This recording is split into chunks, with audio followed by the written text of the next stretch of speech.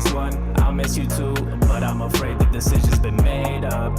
I'ma go way up. Oh, hello, I picture Citlali. myself with a smile. Hi, Omar.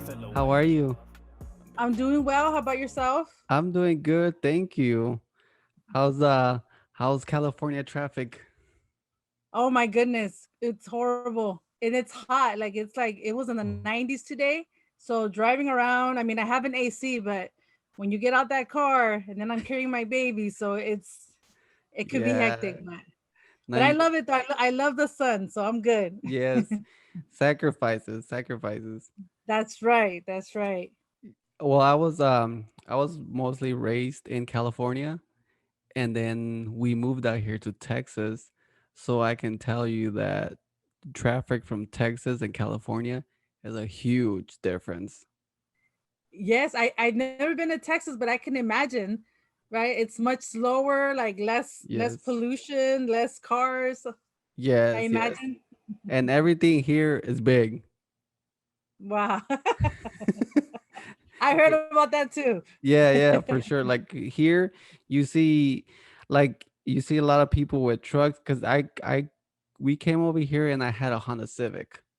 Okay, and on the streets, all you see is big trucks, big Dodge Rams, F-150s, 250s, Ooh. Chevys, and I was driving around in my little Civic, and I just felt like out of place. I was like, dang, I really need to get myself a truck out here, especially with the weather and how it can get.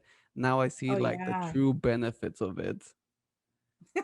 So do you have a truck now? No, not yet, not yet. I'm Oh, working on it. awesome. So I've been checking out your the classes on YouTube, and I gotta say I'm glad that someone like you is out there teaching these kind of things and stuff that is not being taught in a lot of schools. And some of the stuff that I've been listening to about from your videos is stuff that I've never even heard of, or stuff that has been brought up in school, which is crazy to me. Yes, absolutely. You're absolutely right. That's why I'm like, okay, like I finished my teaching internship in 2019, and I got my master's, and so I'm in the process of applying for different positions.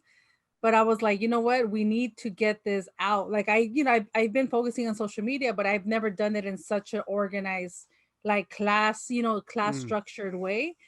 And I was really inspired, and I was like, you know what, pandemic is here. I was pregnant at the time.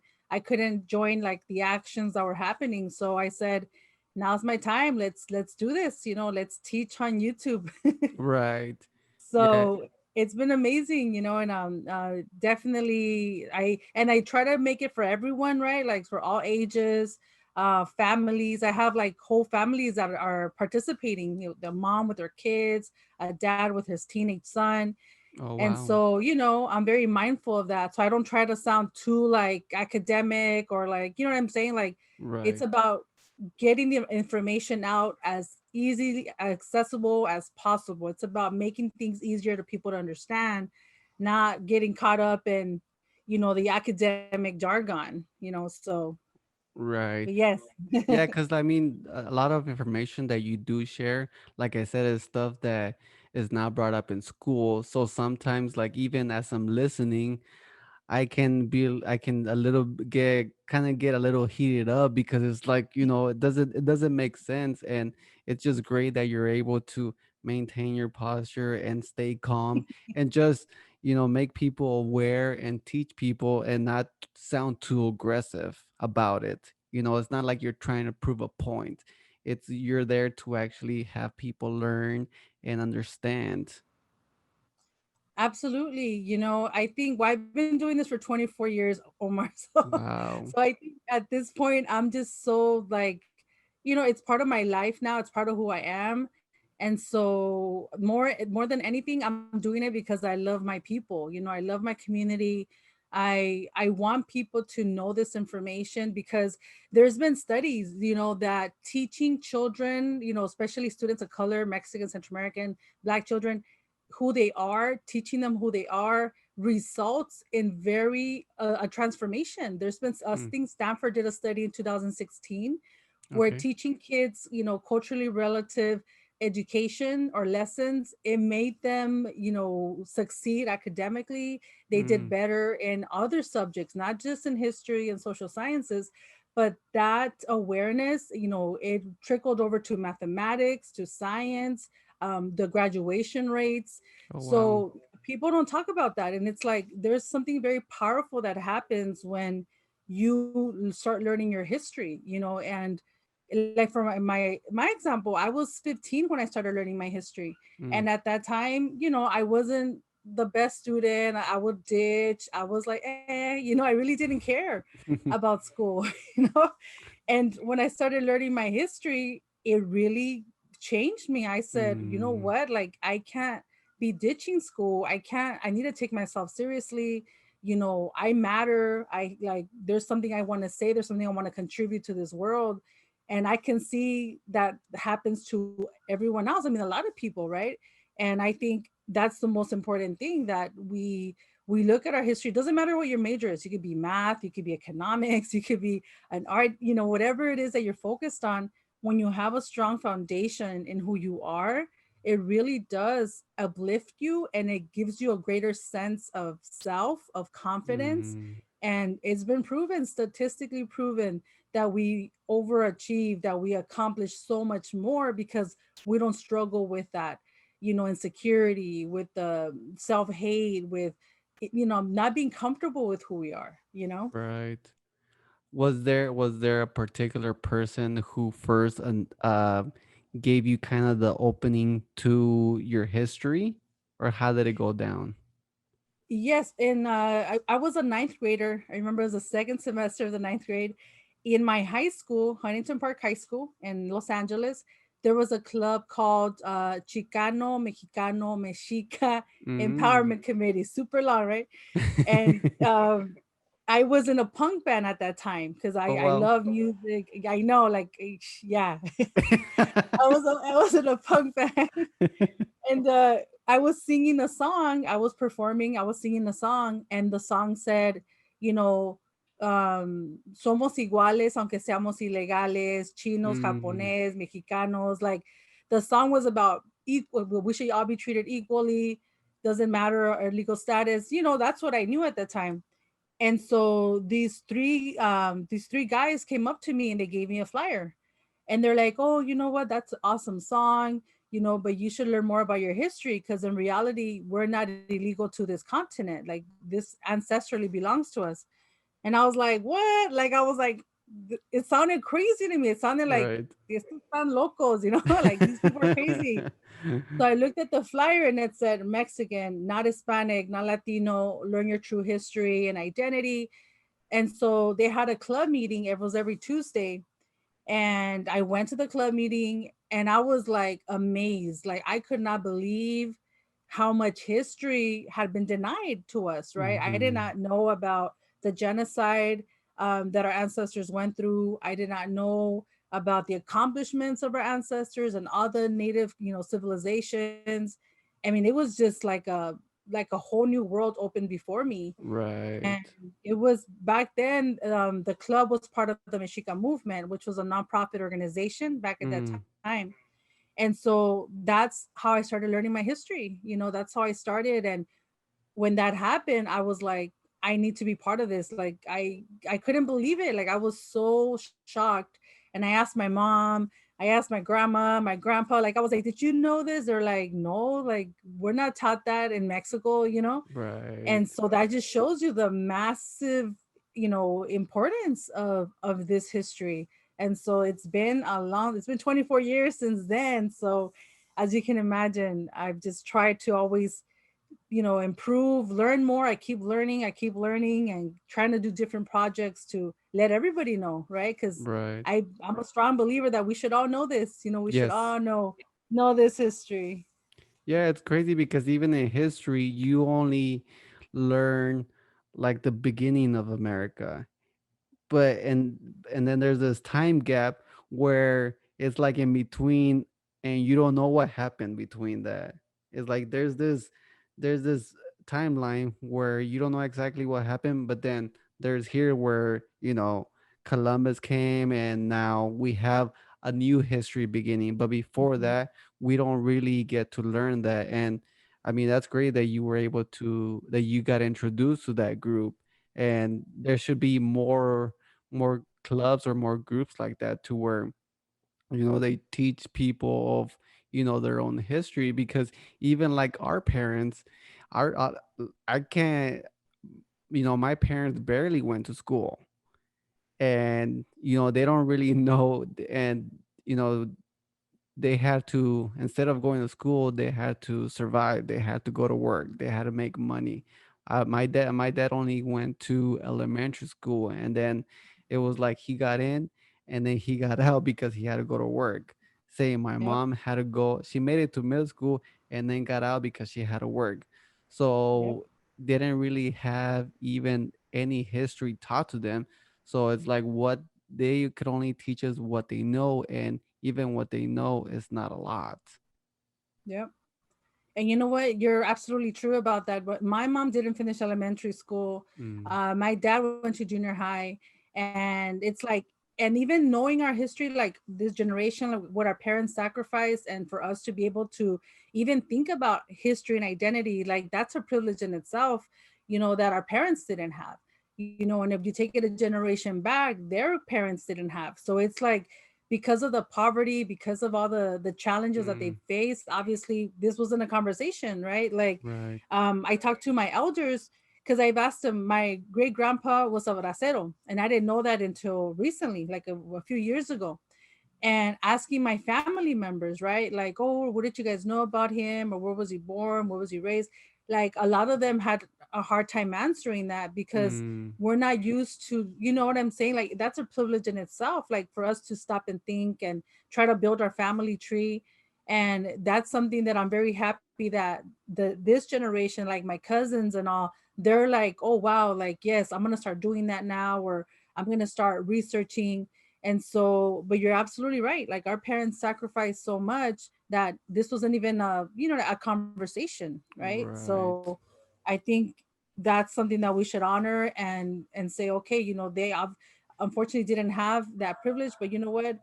We're gonna go ahead and continue this. What they couldn't do, we're gonna try to recover that history. Right. Now, why do you think a lot of our history is not talked about? Oh, that's a great question. And from my studies, initially during the Spanish invasion and other invasions of the Americas, in after the initial violence that took place, right, from the 1500s Mm-hmm. and on, after it was a killing of 95% of the population. We're talking about slavery, we're talking about biological warfare. Wow. Well, in 1577, the King Philip II, I believe, he actually wrote a decree to forbid indigenous knowledge. And I talk about this a lot in my classes. Mm-hmm. So, and then we have to remember, this is initially what took place. This is not even 100 years after the Spanish invasion.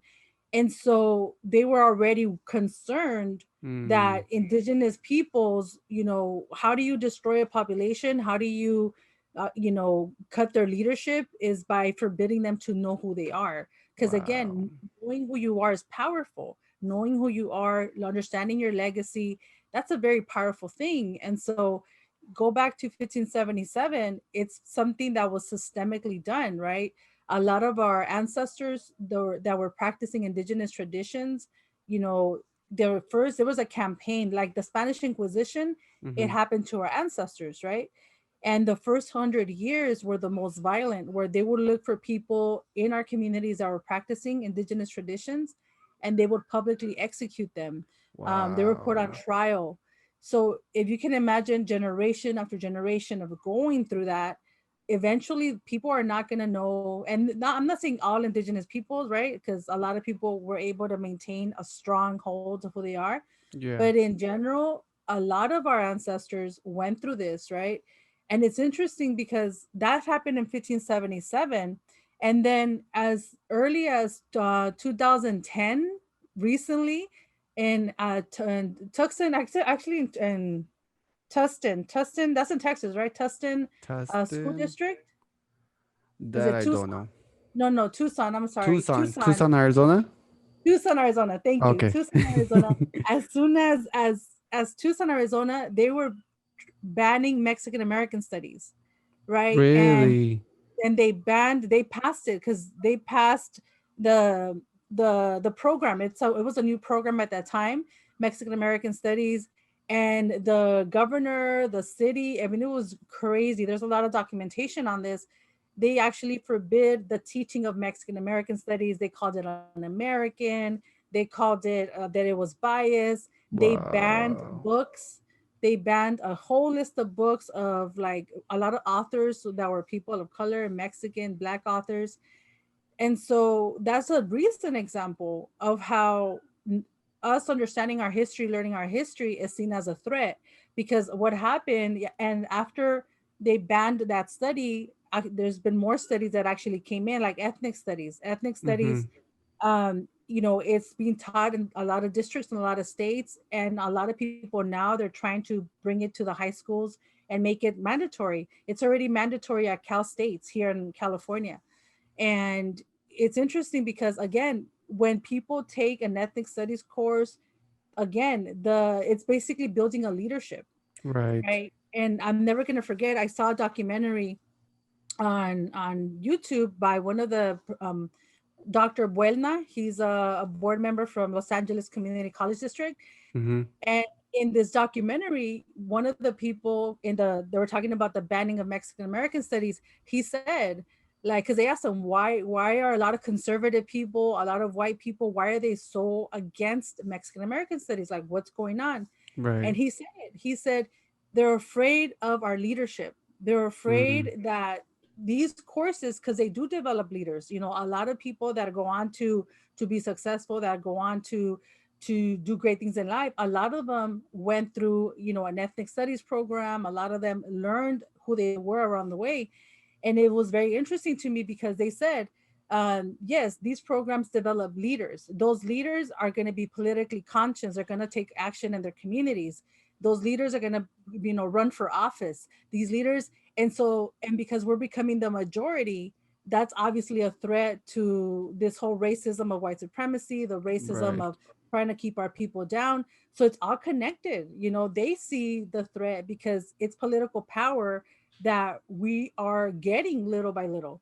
And again, knowing who we are is connected to leadership. And so that's why we're not taught who we are, and not just us, like people of color in general. We're not taught any. Right. It's always just a white narrative. It's Europeans were great people, they did all these beautiful things, and we're left in the background. There's nothing in that's really sophisticated about bringing about Mexican history, any other history. And so that's something that I'm hoping is going to change. A lot Mm-hmm. of people are working to change that. But yeah, it's a threat. Being educated with who you are, you're, like I said, you have a stronger sense of who you are, and you're not going to let yourself be treated unfairly. You're going to stand up for yourself, for your community. And that's a threat because we're not used to that. People are not used to seeing Mexicans, Central Americans with that confidence and then Mm. leadership positions, and that's changing, and that's changing, and that's going to be our future. And we have to keep learning who we are, because if we don't know who we are, we're going to be lost. We're going to be the majority, but Right. we're not going to know, we're not going to have political power. Yeah, it's even sad when we do find amazing things and fascinating things that our ancestors did, and then you have people trying to say that those were not made by ours as by our Ooh, ancestors. Those were yeah. made by ancient aliens. It's like Hmm. they don't believe that we're capable of that. Yes. You know what? You're absolutely right. And it's interesting to me because I would think that these theories would go away, but it seems like there's memes like on Instagram, there's documentaries, all the Mayans were, it was the aliens that did that. It was, you know, and it's always about us. Like they never say that about the Egyptians or like like other civilizations. But when it Right. comes to us, it's like, oh no, they couldn't have possibly done that. And again, why? Because they can't believe that our ancestors are so intelligent, we're so, sophisticated in their systems of knowledge. Because who are they? That's us, right? That's our Right. ancestors. We are our ancestors. So it's a way to deny us our intelligence today, of robbing us of our contributions today. And you're absolutely right. And I'm just, it's ridiculous to me that these arguments continue happening. I'm like, wow, they're really creative, and it's racist. It's racist to say that. Like, and we have to. You're right. We have to defend ourselves. We have to say no. Like, we are capable. Our ancestors developed the concept of 0 point system value. They developed astronomy, like the most sophisticated calendar, the most accurate calendar. I mean, it's massive. There's so many great Hmm. things, like you're saying, that our ancestors gave the world, but our ancestors are not gone. We are the continuation. So if you discredit the ancestors, the ancient civilizations that we come from, in essence, they're trying to discredit who we are and say it's impossible that your ancestors did that because they don't think that we're capable enough. Again, right? Robbing us of our creativity and intelligence. Right. If that civilization would have been around, what do you think it would look like? Oh wow. Well, considering the fact that we were in a lot of the sciences, our ancestors were already far more advanced than European systems. Mm. We Hmm. can imagine, like, I can't even imagine what would be, right? Like, again, the Mexica, known as the Aztecs, they already had mandatory education in 1500s. Oh, We already really? had, yeah, definitely. They were one of the first people of the Americas to have mandated education. We have systems of agriculture. We have systems of knowledge universities. We had different writing systems. It's massive, right? And the disruption of what happened to us 500 years ago, we can't imagine how much further advanced technology we would have today, or what other things we would have, because again, our ancestors were already, much more advanced in technology than and systems of knowledge, like I said, mathematics, than the Europeans. So if anything, we've been backtracked, right? Like, we were Hmm. put on stop. So it's limitless, right? And we compare what they had at that time. Yeah. And I would imagine they really used natural resources and natural things from Earth to make whatever they needed to. And I don't see why that would be such an idea that we would neglect or that we'd ignore, because especially during these times, these are probably the best times why I feel like we should look at older remedies, older studies, or older techniques, because back then that's all they had. And I mean, if it worked for them and it kept them alive and it kept them going, then why can't we do it now? Absolutely. And there is a lot of not there's this book called American Indian Contributions to the World. And it's like kind of like an encyclopedic book about native contributions. And they'll tell you a lot of indigenous knowledge actually has been taken from our communities, but we're not given credit. Like Mm, things like anesthesia, our ancestors had anesthesia, they had really? surgery, they had like I don't know all the terms for these things, but a lot of the sciences, a lot of the stuff that they use came from a lot of the plants, right? And Mhm. so it's interesting how they take and exploit certain things of indigenous cultures, but don't give it credit. And even today, like they're going back and think, oh well, how did the Mayans do this, and how did the Inca have this, agricultural system? And it's like, yeah, you're absolutely right. It was very resourceful. They worked with nature. They worked with the geography of the land, not against it. And you can see that with the water systems and how much water was saved, how it was like a collective use. Mm, And now we're looking at drought now, right? We're looking at all yeah. these things that we have a lot to learn from the ancient societies. And even today, like a lot of those societies are people that are still in these civilizations because they're there. The Mayan civilization is there. The It's not known, and it's not at at its peak where it was, 500 years ago, 600 years ago, but the knowledge is still there, and they're still continuing to use these resources. And so, like, even in our own families, like when I would get sick, I would call my grandma and she'll tell me which tea. Like, it's like I wouldn't call my doctor, I would call my grandma, Right. like, oh, ¿cuál tecito? And it's real stuff. It's knowledge that has been passed down to pass down to pass down. And it's like we take that for granted, like we take Right. it for granted that we know herbal medicine. We know, like, my great grandparents, they were sobadores, they were sobadores, Mm. and they also knew a lot about the herbs and like what to do, what to take for depending on what ailment. And it's crazy because didn't think about it until now, right? Like now I'm like, wait a second. I would see a lot of people come and go in my great grandparents' house, and se escuchaba like all the sobadas and all the slaps and the smell, because they, how they use these potions to do the Yes. masajes. Yes. And then now I asked my mom, and she's like, "Oh, sí, mija, so eran sobadores, eran Mm. like kind of like curanderos, they would call them." And Right. I was like, "What?" Like, and we never talked about this. Like, my mom would never talk about it. My cousins, we never talked about it. It was just something we saw that happened, but no one would talk about it. And then now, as I'm older, I'm like, wow, like these are the traditions that we're following. We know about Yes. medicines, we know about aliens, even about massage therapy and physical therapy. Mm. The Mhm. We don't see it that way. It's like, ay, son curanderos, or ay, son. It's like, no, like, if you look at the knowledge and if you put it against scientific studies today, like, it goes hand in hand. Right. So I think that's amazing that we still, have this knowledge. It's been passed on. Yeah, and I mean that's an important point that you said that,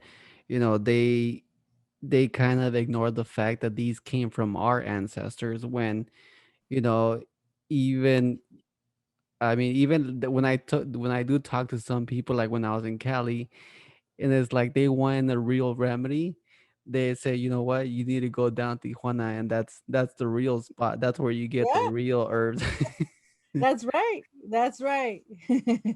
Yeah, and a lot of stuff like that is not really um it's not really promoted out there. And it almost seems like it's even genetically, because even when it comes to something, if I'm feeling a little bit odd or a little bit off, I don't strictly goes, I need a doctor. I go like, mom, what should I take? Hmm. Or, if we're feeling sick, una sopa de fideo, or, Yeah, a little tea or something. But it almost seems like it comes like as an automatic thing. You don't go strictly to the doctor, but there's a lot of people that do that. They feel off, or they're not feeling well, and they directly go to the doctor, and they get on these drugs, and I wonder if that's something genetically already embedded in us. that's a great question. And there's a lot of studies about that. I don't know much about it, but I do know that there's been studies about intergenerational. Not only is there intergenerational trauma, but Mm, intergenerational memories. And I have no, I haven't read much about that, but there is something to it. There is something about that. It's part of our collective genealogy. mhm, And I think just even the culture of, like you're saying, food, like sometimes looking at food as medicine, looking at mm, not necessarily popping a pill, right? But it's like, oh, mija, tómate un caldito de esto. Oh, mhm, tómate esto. And honestly, I had COVID back in November, mm.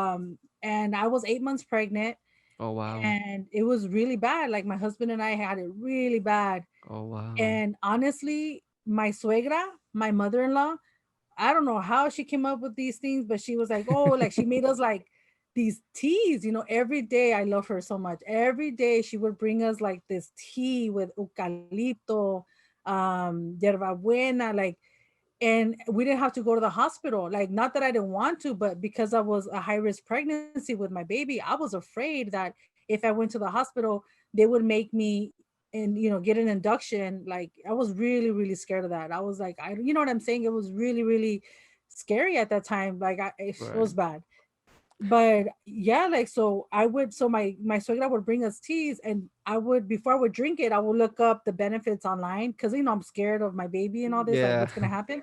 Yeah, of course. And no, it was like, yes, you could drink this, that is, you could drink this for your pregnancy. I was like, wow, like, and again, we're in a pandemic, right? We're in a pandemic, all these things are happening, and even though I got the COVID-19, I was still able to fight it, without, Mm. and and I'm pregnant, so as a pregnant person, you cannot take anything. Like, I couldn't take just like Yes. Benadryl or something, but I didn't Right. want to, because I would just be all, out of it. Right. And I'm telling you, like, she brought us all these teas, and it really helped us, and luckily we didn't have to go to the hospital, we didn't have to, go through any of that. But it's just like amazing to me that she knew what to give us, and this is Right. my mother-in-law, she's in her 60s, and she's from Jalisco, from a rancho in Jalisco. And again, that just showed me, like, wow, like, again, right, like the Mm-hmm. resourcefulness, the knowledge that we have. And without even thinking about it, she's like, okay, I'm gonna make you this. And I was like, wow. And a lot of people did that, a lot of people were doing that and survived and were healthy after. And I'm just thankful for that. Right. I feel like also like a lot of our ancestors, like Mayans and Aztecs, were kind of overlooked and taken like as savages and killers and people that were sacrificed. But you know, you said that they were actually the first ones that brought up education, Mhm. just like how they try to say that even like the native Indians, they were savages, and it's like there were some of those perhaps, but there were also those that really care about their tribe, about their civilization and stuff like that. People tell us this about our ancestors, right? Mm, Oh, they were just savages. Oh, they were just fighting against each other. Like, the one I always hear mm-hmm. is, oh, well, they were all killing each other anyway. They were all killing, like, and I'm like, what? Like, every civilization, every group of people have conflict. That's why you have laws. That's why you have warrior societies. That's why there's, a court system. And so it's interesting that that's said to us as a way to discourage us Right. from claiming and accepting. It's like, yeah, that's who I am, like, I'm indigenous person, that's my ancestors. I think it's a way, again, a racist view to deter you and say, and for us to not want to be indigenous, not want to claim, Mexica, Mayan. And it's interesting too, because the whole thing about the negative parts, right, the negative things of a civilization, they Mm-hmm. never talk about the negative things of the Greeks and the Romans, and how they had enslaved women, and how, child abuse was very known in those Right. societies. Like, that's never talked about, right? Or when we look at human sacrifice, and no disrespect to your viewers that are of that faith, but this whole thing about Jesus Christ committed human sacrifice, Mm-hmm. and that's not seen as, oh, that's human sacrifice, that's evil. It's like, no, like, human sacrifice in a lot of societies was seen as the utmost sacrifice for an idea, for a purpose, for the survival of a group. And that's why I'm like, okay, why do we disgust ourselves with our ancestors? We talk about these things, but we don't look at how human sacrifice is part of human civilization. It's part of the human experience. Now, as far as how many people were sacrificed and how they did it, like, I don't believe that. Like, I think there's a lot of exaggeration, Mm-hmm. but that there was perhaps Mm. once a year or through like a ceremony, perhaps, I'm not gonna discredit that. And as far as like psychedelics and all that, yeah, like, I think it wasn't part like how people use it today, like, oh, let's just go to the mountains and do all this. Right. I think it had a purpose. It had a purpose for that individual. It was always under instruction. It was always like there was always a reason for it, and there was always someone guiding you and helping you through how it was used. So nothing to do with how people do it today. Right. But definitely, like, and I know the Mexica Society, there was one holiday where everyone got drunk, the Mm. grandmas, the kids. And it wasn't like a crazy destructive thing. It was just like, it was something about honoring fertility, fermentation. And so again, there's a time and place for these substances that were honored and given their proper placement, unlike today, right, where it's like it's a chronic issue in many of our communities. So Yeah, definitely there were purposes for them, and they were not like, again, for recreational as a lot of people use them today. Like they were used for their medicinal purposes. Right. And I mean, now hallucinogenics are now becoming more common and more popular. And now they're actually finding benefits of it. And that's another thing that, the back then it came that's something that's also coming from earth that our ancestors took advantage of, because for them it was a benefit that now we're barely realizing. As long as you're taking it carefully at small doses and with somebody guiding you through the process, then everything could be fine. And Mhm. uh from what I've heard is that, of what I read, is that that's kind of one way that they would also talk to whoever their god might be you know Yeah, well, I don't have much knowledge about that, but I have read, definitely, when you're in an altered state, when some people use it to get closer to the creator, closer to the ancestors. Yeah, there's different roles, there's different roles for that. And again, all religions, and I'm not gonna blanket them all, but there's always something done to alter that consciousness, um, to unlock certain, mindsets, certain thoughts. And that was a lot of the ways that our ancestors used it. That's one of them, right? hmm With those type of medicines.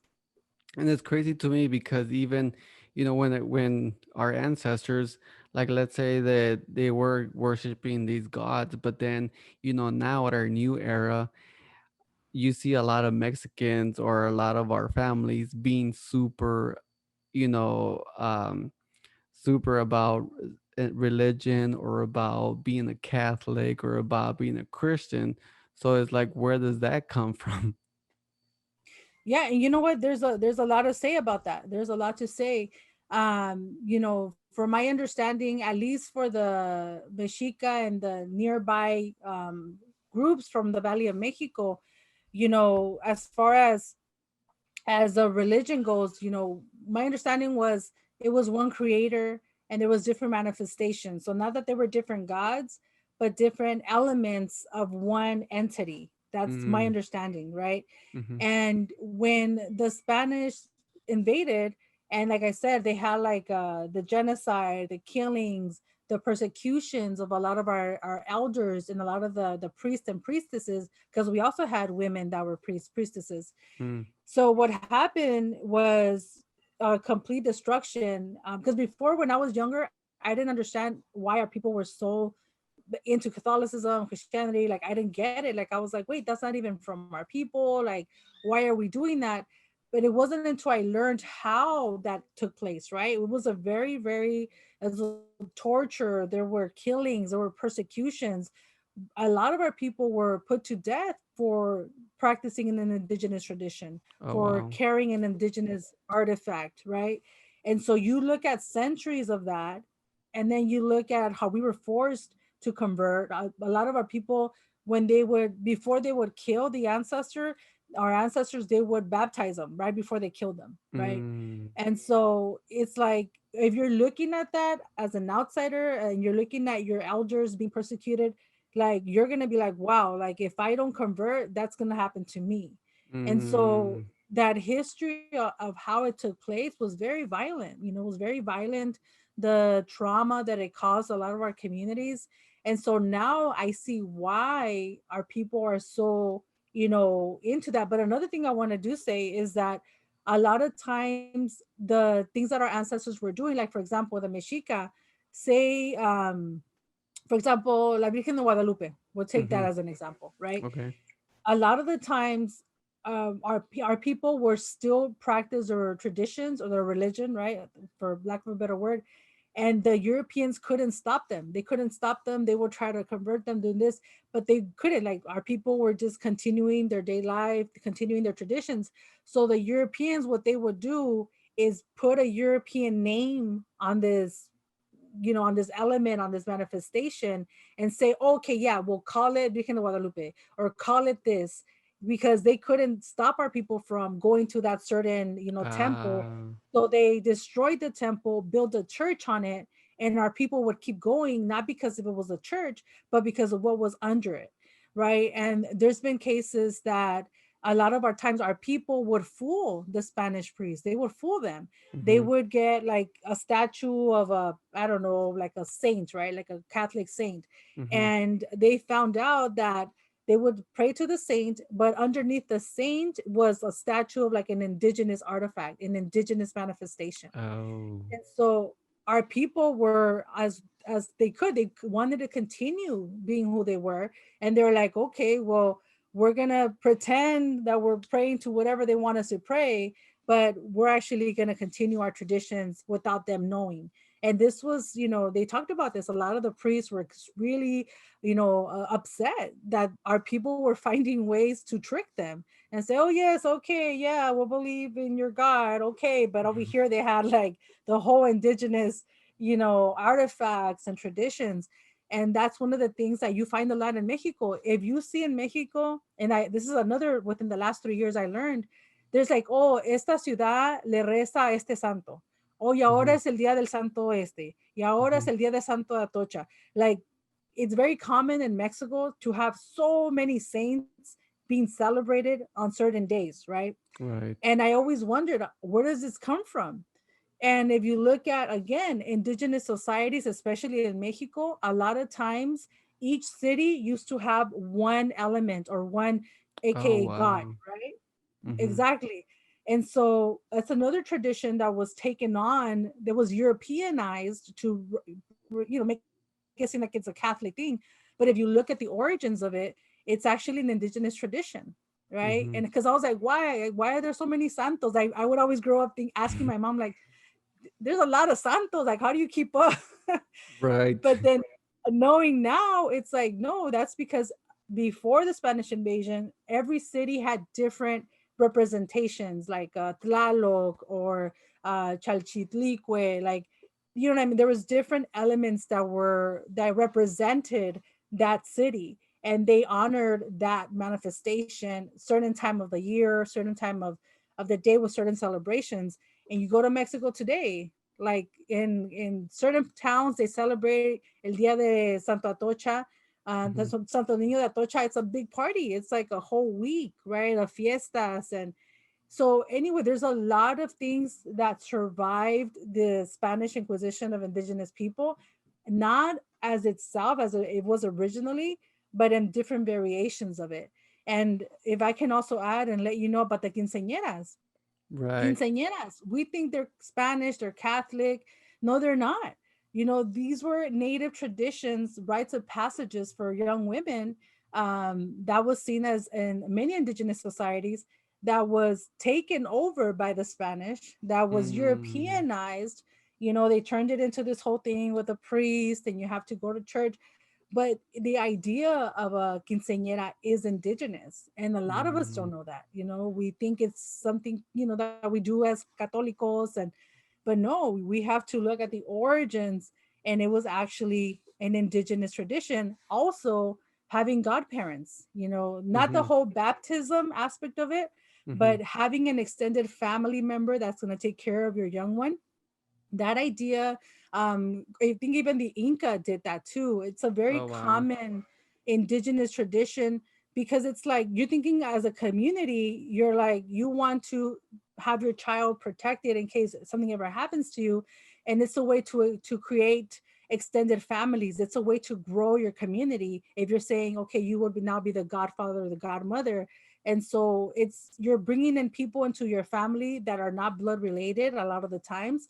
And it's a way to extend and have more support systems, have more resources.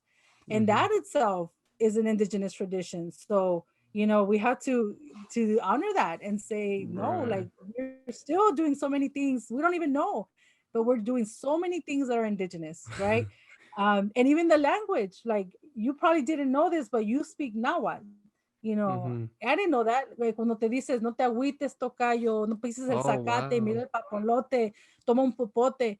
All those words are Nahuatl, Mhm. and it's interesting because in Mexico, up until 200 years ago, the majority of the people in Mexico were speaking Nahuatl and other indigenous languages. We make, people tell us like it's been for 500 years. It didn't take Right. 500 years to get us to speak, these languages. It's been barely 200 years that we've been learning, Spanish and English. And so it's very powerful. The indigenous element of who we are, it's there. We don't know about it. We can't point it out, but that life and that culture is in our culture today. Right. How much of it do you think has been Europeanized from the original of it? The culture or the language or what part? Probably everything. Well, I would say, well, a lot. I think the ones that were most persecuted, the way I see it is the things that were the most outlawed are the things that obviously were very Europeanized. And I think there's a way, and I think in my teachings too, it's like there's a way for us to try to recover that, to try to Hmm. reclaim it, for what it is. And so I think it's part of the study, right? It's part of like how do we understand this without how do we point these things out? And I think when I tell people, they're like, "Oh, we're not indigenous. That happened a long time ago." And then I talk about this. I talk about quinceañeras. I talk about the language that we're still speaking. I talk about godparents, like all these concepts that are indigenous that we do, and we don't even know. And people are amazed. They're like, they don't know what to tell me because they're just Right. like, it's not as foreign as we think. We're not as disconnected as we think we are. We eat maíz, we eat frijoles, we eat like chocolate. If you look at the foods, a lot of our foods are indigenous. We are eating them every day. A lot of the words that we speak are indigenous and we're speaking them every day. The land that we're on, it's our ancestral land. We're on it. So Right. if you peel away these layers of like a white narrative and a white perspective, you're going to see and discover a lot of our ancestors, which tells you the power of our culture. It hasn't been destroyed 100%. It's still here. And a lot of Right. communities, they're still speaking the language, they're still practicing traditions, they're still, so there's different variations. There's those of us that are detribalized like myself. Like I don't know exactly what nation my family came from. I can kind of pinpoint it, but a lot of them, a lot of our ancestors were forced to leave their original towns because of poverty, because of the government that was trying to tell everyone to get modernized, to go work in the city. Hmm. There's so many elements to being indigenous, and that's one thing that if you talk about what things have been Europeanized and tell people the connection, it's easier for people to understand. And Right. it's something that they've experienced so they can relate and say, wow, I'm living the indigenous culture. I'm practicing an indigenous tradition. I may not know it. It's called whatever it's called, right? But I think Yeah. that's a powerful realization, right? Yeah, and it's crazy because there are like you mentioned, there's a lot of people that are doing these habits that are indigenous, and they don't know why they're doing them, but they keep on doing them, just like like tortillas. We've been making them from years and years and years, and nobody really knows the root, the beginning of it. But then Mhm. again, we're still continuing to make them, and they've become a part of us. Yeah. It's funny you say that because I recorded my suegra 2 years ago because I help her make tamales every year Uh, for Christmas or whatever. mhm.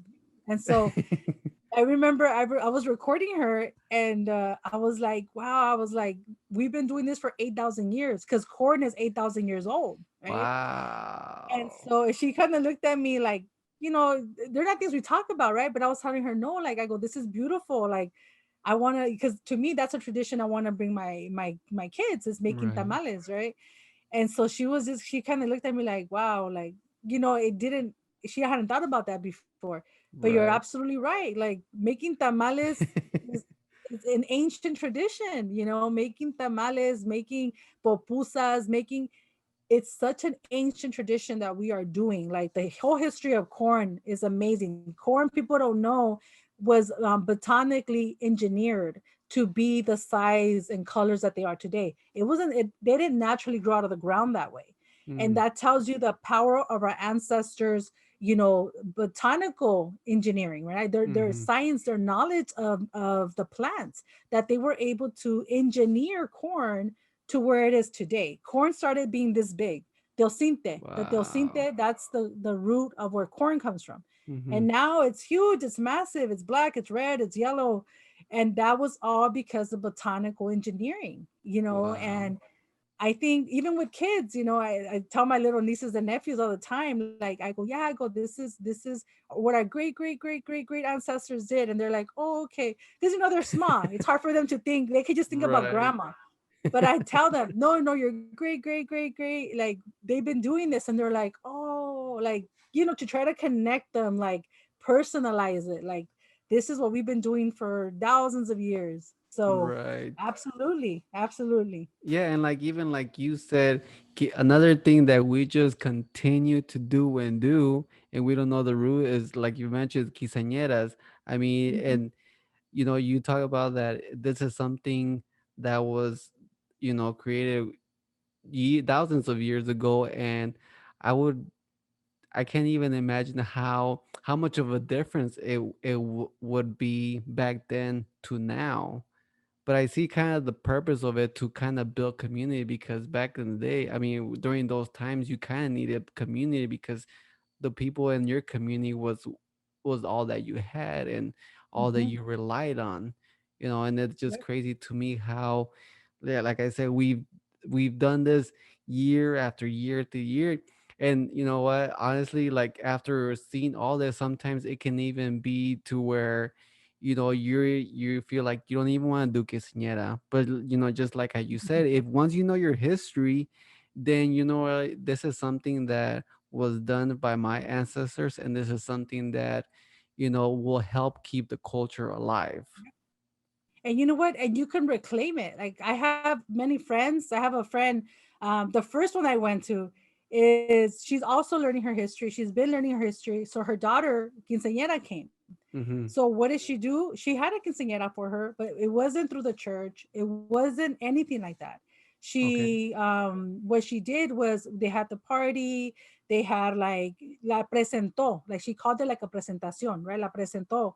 And her and her husband, they talked to her, like they gave a speech, publicly. They gave her a speech, Mm-hmm. and they wished her well, and they talked about what they wished for her future and how proud they were of her. And it was so beautiful to me to witness, because I was like, wow, like they are taking it back, right? They're Yeah. reclaiming the quinceañera. And the girl, her name is Mesli. Hi, Mesli, if you ever watched this. It was so beautiful because she was like, she knew exactly what she was doing. Like she loved it too. Like she was participating in the taking back of a tradition that was taken from us, right?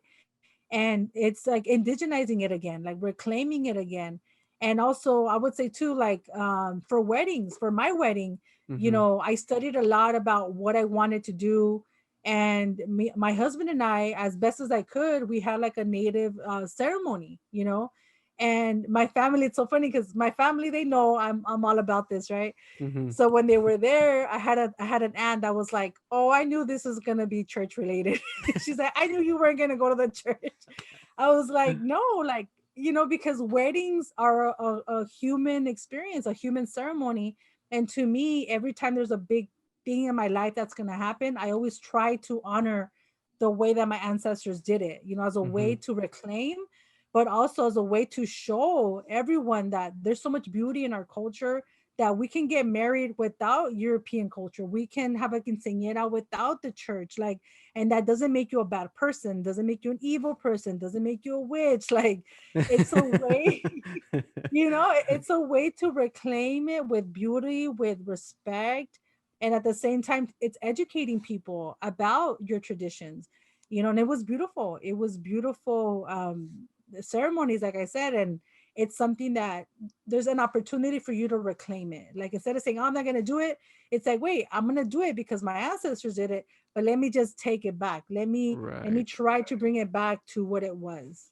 Yeah, and see, it seems now it makes more sense because everything that we do is church related or it's Mhm. religion based and it's embedded into, but it's like the reason behind that is just like how you mentioned, is because those were the things that were forced upon us, and Mhm. if we didn't go along with it, they would get executed, or they would Mhm. be held as slaves. Yep. Absolutely. Absolutely. And then it's funny because I would always wonder, like growing up, you see like the East Asian communities, how they have their weddings, Mm, and you see like, and I always wonder like, wow, like, and then us, we're all dressed up like Europeans with the corsets, and I'm like, wait, mm, like it didn't make sense, like the way other cultures practice the weddings or like the rites of passage. It's so much beauty. There's so much culture to it. And then I would look at ours and I was like, wait a second, we're over here dancing the vals like if we're in Europe in the 1600s, And I'm like, wait, this doesn't match, mhm. like what? And so luckily now I know, but these were always curiosities I had, like, wait a second, like it didn't make sense to me. I'm like, we're over here like dancing and they can't even breathe with the corsets and the but it makes sense now, Right. and it's an opportunity. Like I tell people, it's an opportunity for us to reclaim who we are, and Yeah. beautiful moments of our lives. Yeah.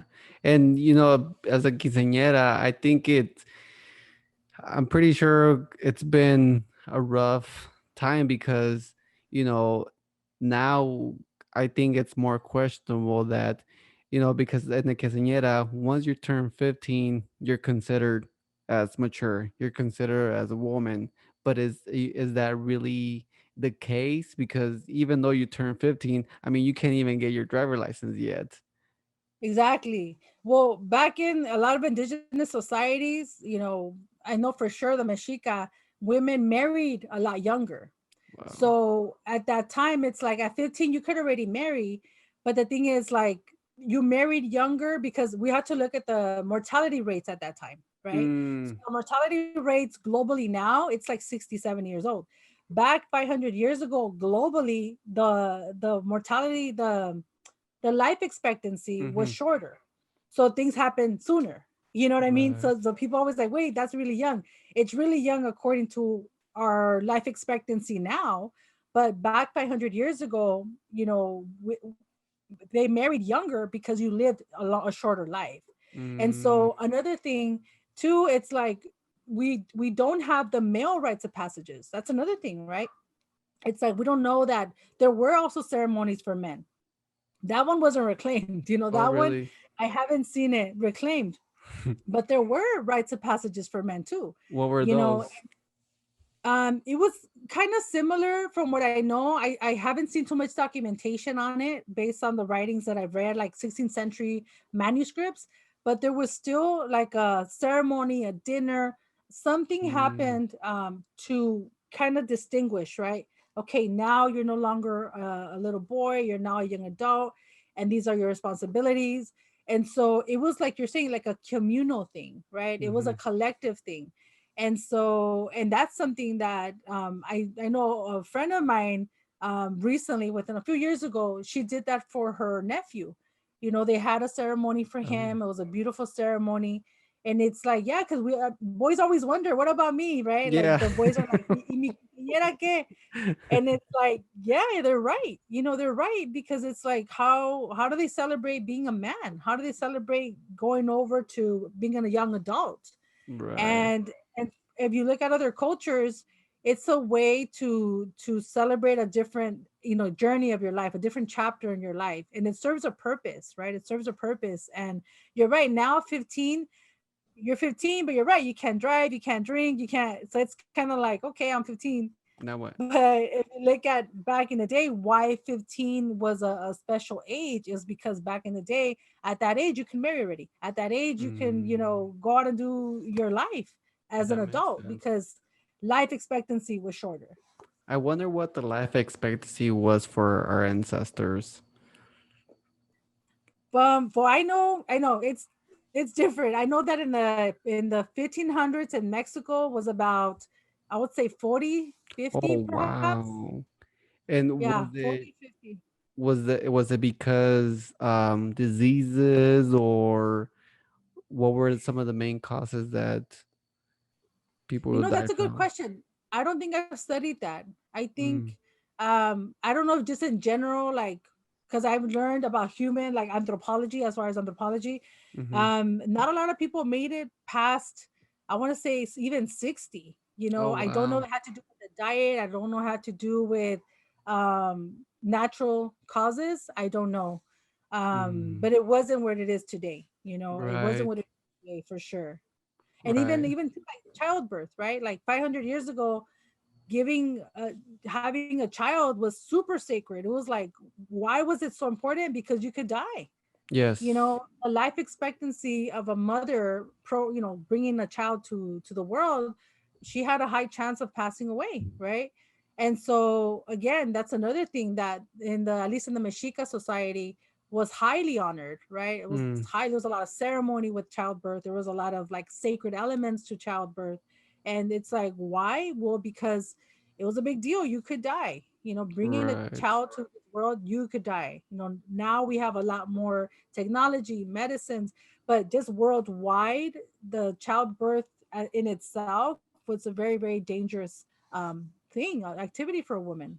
Yeah, because I even read a recent study by Stanford that back in the days I mean uh the life expectancy was low, but um for kids to be born, it was there was like a 4% chance, you know, Yeah. and now they said that any kid that's born after 2009 2010, they have a 50% chance of living over 100. Wow. Yeah, so That's it's amazing. yeah, and I mean that's probably one of the reasons why we become so advanced in technology, and it would just be I think it would be a very interesting thing to have both civilization and technology and innovation, but then also have something to look in our roots, because I feel like we need like a balance. We need like a balance of still living in the jungle, still hunting, having hunter gatherers looking out for food, and but also living or having the option to live in an area where anything is accessible, and Right. kind of provide that struggle and that easy passage for people. Right. And just so that we had both back then too. Mm, We had indigenous populations that were just hunter gatherers. They were called the Chichimeca. In Mexico, they were called the Chichimeca. They were like the ones that were the nomadics, right? The oh, nomads, where they would go town to town. And we also had cities. We had uh civilizations that had a lot of cities. mm, We had civilizations that were just hunter gathering societies. We had civilizations that were like the Pochteca, or the salespeople, the marketers. They were mm, traveling constantly, right? They would go home, pick up their items, and go sell them, go travel like uh, thousands of miles away. So just so you know, we had a variation. It wasn't, not everyone was living in the jungle, and not everyone was living in the city, but we had different nations, living in different places. right. And a lot something that's been, at least what I've been taught in school, was that when the Spaniards came and there was smallpox, that was something that was accidental, and unfortunately it killed most of the populations. But then you look at their history, and it's like they had evidence of diseases released in their own country that also have fatalities on their people. So then you kind of question yourself, okay, if they were able to do it in their country, what makes you think that they wouldn't do it to this new population? Exactly. And that's exactly what I talk about when it gets to genocide, right? We're taught that, oh, it just happened. They had no control. They just all died. And it's like, no, like in Europe, they were doing, they already practicing biological warfare in Europe. So Wow. you don't practice biological warfare in Europe and then get here and all of a sudden you don't know about biological warfare, right? Like that's what they like us to believe, right? And a lot of historians, they won't make this claim. Like I had a hard time in my graduate program because I Mhm. wrote an essay about, no, this was a genocide, this was purposeful, this was intentional, because we don't have like a evidence of the written document saying it was intentional until the 1700s with the Indian blankets, right? Oh. And these Mhm. blankets, there was a general or something that said, oh, pass, infect them or pass out the blankets, Mm. something like that. And Mhm. in history, you can't make arguments unless it's been written, right? Unless Mhm. someone Right. said, this is what I'm doing.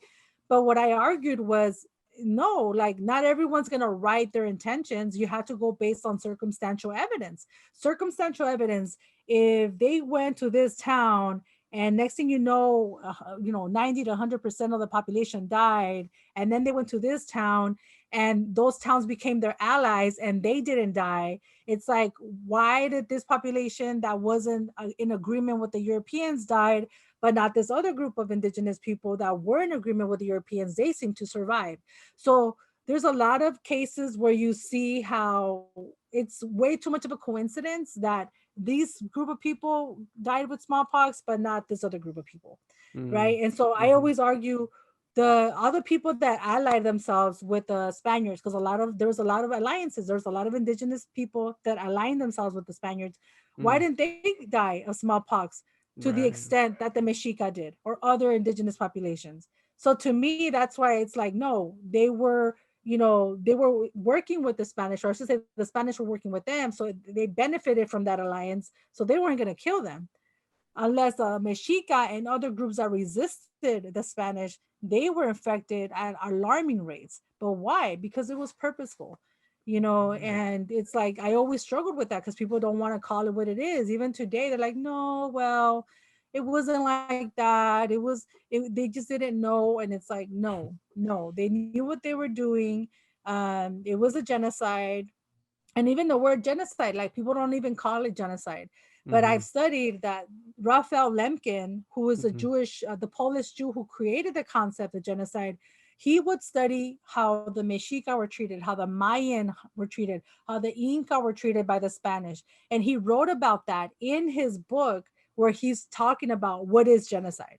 Mm. So it's interesting to me that the man himself who coined the term genocide used our experiences as examples of genocide, but Mm. today in academia, they won't call it genocide. So Yeah. I always argue that. I have videos on that. I have a paper I wrote about that. It's like, no, like why are we trying to justify, like, why, like, and it's interesting, right? Because it's like, oh, we don't want to believe that people were that evil, that people were that greedy, that people were that genocidal, but it's the reality. We can't protect ourselves, we can't protect Europeans from feeling what happened. It's like, it's the truth. If we're going to move on, if we're going to heal, it's like we need to be honest about what took place and stop hiding under this, oh, they didn't know, oh, well, that's just the way it is. Like, no, we need to hold it and put it in its placement of importance. Right. To me, it even seems crazy that that's an idea that some people hold, because if that's an idea that was brought up thousands of years ago, who's to say that that idea doesn't continue, every century or every millennium? Because even now, I mean, be, you know, either now that we had COVID, that can be something scary too. And when there's stuff like that, it kind of forces people to, kind of adapt and become, you know more of what they were before. And to me it's crazy because, and it's stuff that we have no control of. Only, a certain amount of people have control of that, and we're just here left. And there's people that unfortunately get left behind, and other ones that get affected by it, but there are some people that actually thrive from it. Absolutely. And I think you draw a great comparison because it's like, look how this pandemic hit us, right? Look at how we suffered so much.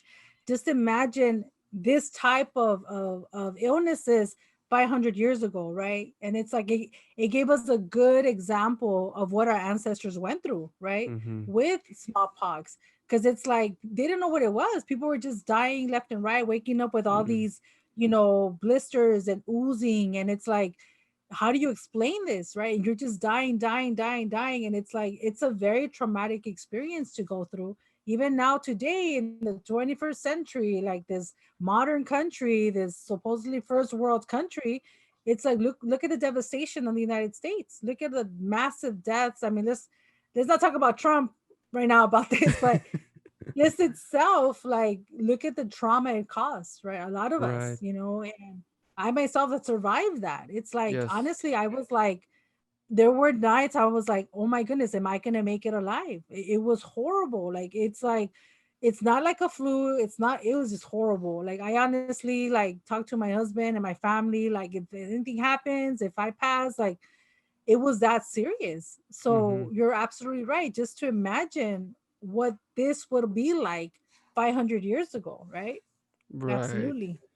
Yeah, and I mean it's even scary because like I would imagine that if they maybe had a cure from it or if they saw it coming, they would go ahead and prepare themselves. But the ones that were completely oblivious to the idea or the disease, they had unfortunate events of, and that's one of the great things and kind of like good thing and the bad thing for in this information age that we have, that there's a ton of information out there, but then in a way there's too much information because then at the end of the day you kind of don't know what to believe. And what really brought me to finding you was also Noam Chomsky, because he would this is points that he would continuously bring up.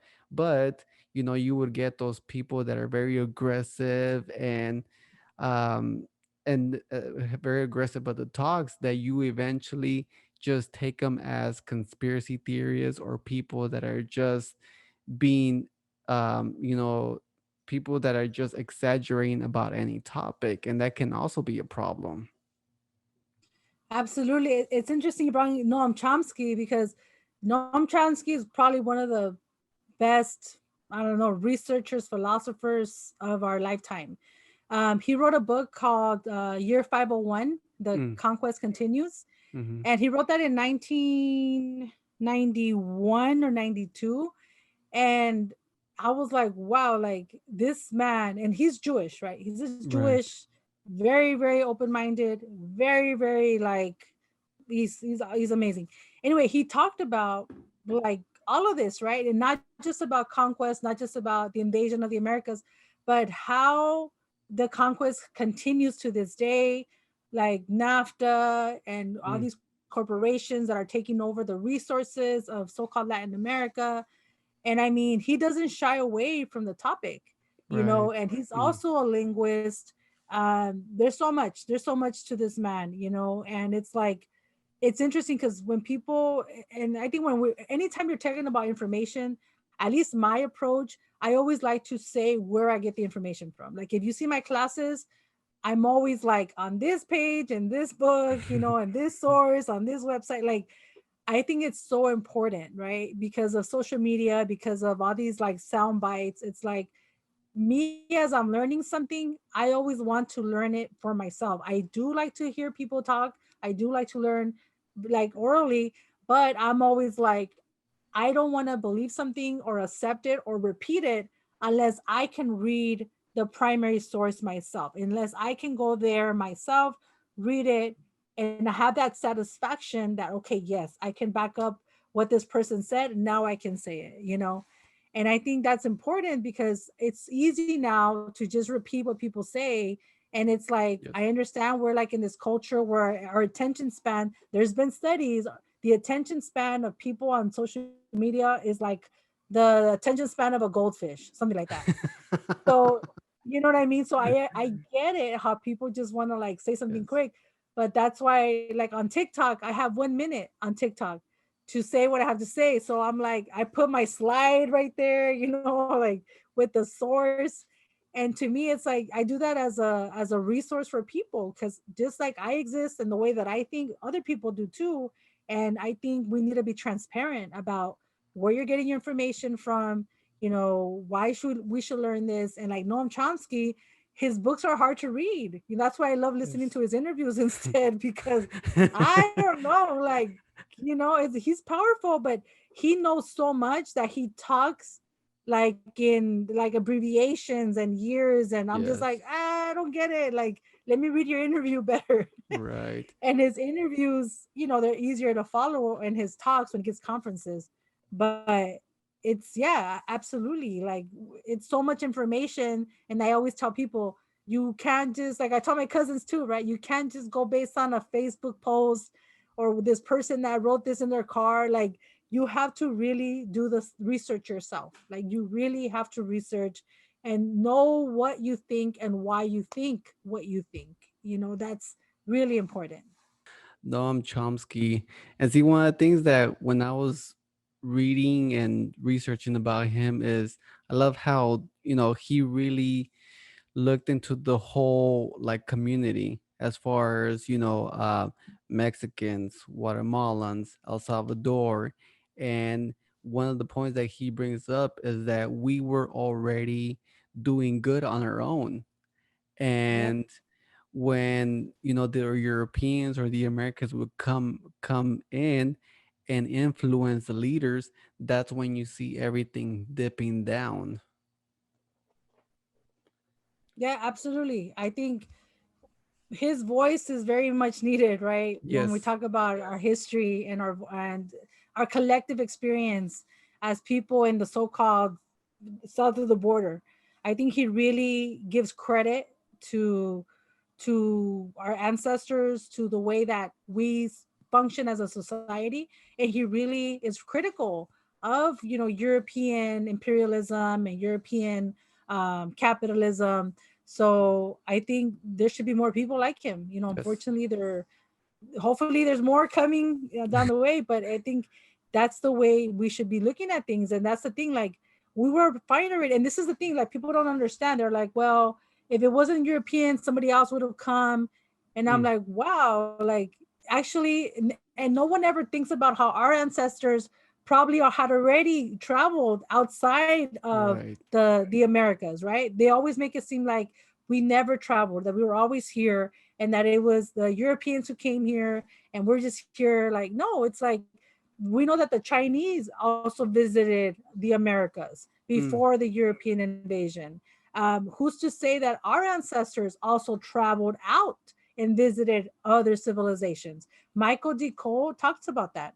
Michael D. Cole is an anthropologist who argues that, like, perhaps the Mayan traveled to, I think he said, Cambodia, oh, or like, he really? makes like strong arguments about that. It's Mm-hmm. like, why are our ancestors always seen as stagnant, like the Mm, receivers of knowledge, the receivers of information were never honored and said, okay, maybe they traveled, maybe they left and went to visit China, or they went to go visit Egypt or whichever, right?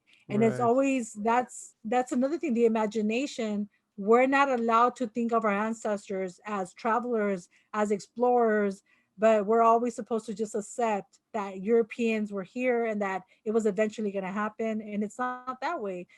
Columbus could have easily said, I want to trade with you guys. You have great spices. You have great, resources that we don't have in Europe. It could have gone a whole other way, right? It could have been Mm-hmm. completely preventable. Or the Hernan Cortez said that he had a disease of the heart and that only gold could cure it. That's what he said to the Mexica and to other indigenous people. So it's like, these are opportunities in human history where we could have said, oh, you know what? Cortez could have said, I want to trade with you. I want to, invite you to Mm-hmm. Spain so we could talk about. They didn't, right? It was like, instead of doing trade and talking about exchanging, it was like, no, we're going to take what you have. We're going to kill you. We're going to, like, this whole mindset of inquisition, of domination, it came with them and they didn't break away from it. And it's like, it's an unfortunate thing, because we could have been a lot different. Things could have been a lot different, perhaps healthier, perhaps, definitely would have saved millions of lives would have been saved. But Yeah. that's what we have to think. It's like there's nothing wrong with exploring and traveling, but don't go kill and butcher 100% of the population and steal resources and then enslave a whole other population because you can't do the labor. I mean, it's the crimes against humanity, the crimes committed against our ancestors were immense. Mm-hmm. Yeah, and even throughout that time, it even seems like now it's something that's almost genetically passed on, because now that's like part of their mentality. But we do need more of those Noam Chomskys, and we do need more people like you out there teaching, because from Noam Chomsky, I found you, and then finding you, I have gained so much knowledge and so much about myself that I didn't know. And now, to even just like you mentioned, our attention span is very low, because even it's almost like it's becoming now a self-discipline. Like, I even catch it sometimes where I'm listening to a podcast, or I'm listening to some, or I'm watching something, and I have to say, you know what, I have to stick and listen to the whole thing, because I have this thing where I just, if it's not entertaining or interesting enough after the 5-10 seconds, I already want to switch to another thing. And I feel like it's almost becoming like a self-discipline to stay in there and go through the whole thing, no matter how it turns out to be. And now, as a father, this is something that I want to also teach my daughter, of where we come from, and what are some ways that we can continue our culture and our tradition, you know Thank you. Thank you. I'm curious. How did you find me again? 'Cause you said Noam Chomsky. I'm like, whoa. How did that happen? A Google search or what? I'm curious. You know what? I went deep into Noam Chomsky. I was introduced to Noam Chomsky by my good friend Stephen Armertrout, who I've also had in the podcast, and we actually did a little podcast about Noam Chomsky. And Oh, then awesome. through yeah, and then through there, I started looking for people that would talk about that. We'll talk about the genocide. We'll talk about the empowerment of Mexican, Hispanics, or wherever it may be. And I was just the people that I didn't start liking the videos till I came across your videos, because your videos seem more educative and more interesting to watch. So I had to go through a couple to get to you, but once I got through you, that's like, okay, I gotta reach out to her. Awesome. No, thank you. Thank you so much. I'm honored, that you mentioned my name with Chomsky in the same sentence. That's awesome. I'm doing something right, Yes, and I I'm mean, like, doing just like something we said, right. it's hard to keep on talking about the same thing. And then, just like Noam Chomsky, he's been talking about this for years. Yeah, And that's when you really realize that this has kind of become part of him, and he's not going to give up till that message is spread through everywhere. absolutely. Absolutely. Yes. And if you read his books, yeah, he's So like just a walking encyclopedia for yes, sure. so also I want to say congratulations on your baby, and you being um and deep into research and stuff like this. What are some of the things that you hope or you plan on educating your child about? Thank you so much for that question. That's such a beautiful question. By the way, look at that's see that that's his name right there. Oh. They have the Mexican mask, the cholo. Anyway, Nice. his books, his huaraches. Anyway, just want to share that. um, Very cute. no, you know what? I always thought of like the next generation, but now that I have, how it is. Now that I have a child, I'm just like, wow, like it's here. They are Mhm. here. He's living. He's here. He's gonna think. So to me, I honestly would like to teach him. Like I want this to be normal knowledge for him. I want it to Mm. be something that he's born into, so that he never questions his value as a human being. Oh, I'm getting emotional. Yeah. um I don't I don't want him to struggle with like loving himself the way I did, or trying to find, like an identity Mm, outside instead of looking within. And I think that's something I'm really, intentional about. And I'm hoping, like, I want to take him to museums, and I want to take him to like the beautiful places of Mexico, and I want him to be born with that and to be raised with that pride already, where it doesn't feel like a foreign thing to him. And and one of the things that my husband and I have talked about was we want to take him to different museums to learn about the mm, human experience. I want him to be rooted in who he is, but I want him to understand like how massive and beautiful the human experience has been, right? Like art, civilizations, languages, like I want him to experience that. I want him to know that much earlier than I did. And yeah, and to yes. be supportive, whatever he decides to do, whatever he wants to do, just be the person that supports him. But I don't want this to be an issue for him. I don't want him to second guess himself.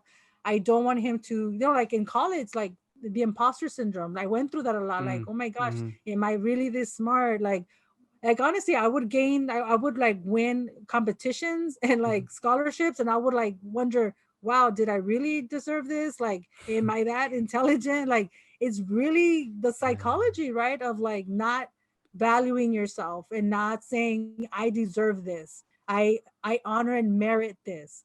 And so that's one of the biggest things I want him to learn. It's like you deserve to be happy. You deserve whatever reward comes your way. Like you are worthy of a beautiful, experience in all levels of your life.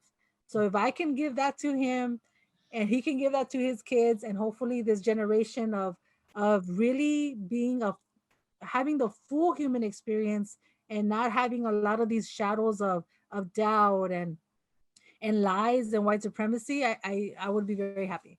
Yes. Very true. Very cool. Very cool. Well, Citlali, I know you have to go.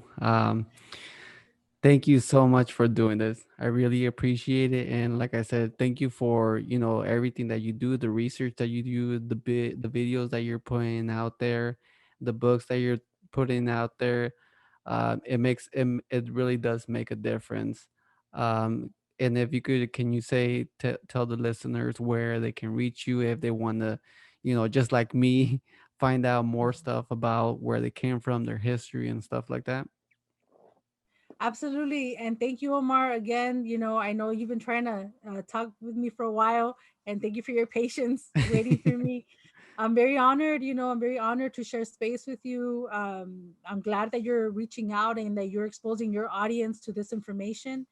I have people can contact me. I have a page on YouTube, on Instagram, on TikTok, and it's called Mexican Excellence. And it's a Aztec calendar with me in the front with my fist up. So that's that's me. And where you can go, and I teach a class on YouTube. My next class is June 26th. So Mm, not this Saturday, but next Saturday at 1 p.m. on YouTube. You don't need to register. You just turn on the YouTube and there it is. It's every last Saturday of the month for those of you who are interested. And as far as learning your history, where to go, I I would say start off with like general books like Native Contributions of the World, Native American Contributions. I would look at anthropology, depending on what your interest is. That's where I would start. Like I was interested in anthropology. I started looking at some anthropological books. YouTube, yes, there's a lot of information on here, but you'll be surprised how much access you have to conferences, to Mesoamerican conferences, mm, to conferences on the history of Mexico. It's so many things you can look at on YouTube and online. I would say look at universities that are offering seminars and conferences. Look at watch and listen, like you're saying, our attention span. I like to listen to conferences as I'm cooking, cleaning, just to have it in the background. There's so much information, and just like myself, there's other people as well that are using social media to educate and to inform people. So definitely start there. There's so much to learn, especially whatever interest you are, there's always something that you can learn about what you're interested in, what region you're from. So, and again, thank you again, Omar. Like I said, this has been a very beautiful conversation, and perhaps maybe I can have you on my channel, Yes. one day to talk Oh, about, your experience. That'd be awesome. okay. Yeah, Thank you. definitely. Thank you. Oh, and I want to bring up something important that, one of the things that I really like about your videos is that, like, for instance, your videos about genocide, not only do you talk about that, but you also bring up PowerPoints and you bring up books related to that topic for that night, right? Yeah, and I think that's what we have to do. Like I said, Yes. like I like to share, be transparent about my research. I want people to read it. I want people Mm-hmm. to don't just go with what I'm saying. Read it. Maybe you come up with a different conclusion. And I think knowledge should be a collective reality. It should be a collective resource, and that's why I do what I do. That's why I'm teaching for free. That's why I'm on here. That's why it's like I want everyone to know this, because this is such important information, and I like showing books. Read it. Here's where I got it from. Here's my source. Because our people deserve, yeah, our people deserve transparency, and that's what I try to offer. Beautiful. Beautiful way to end the podcast. So again, thank you, Zitlani. I appreciate it, and take care.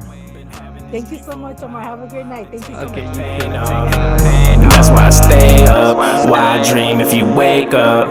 And I'ma keep turning this dial.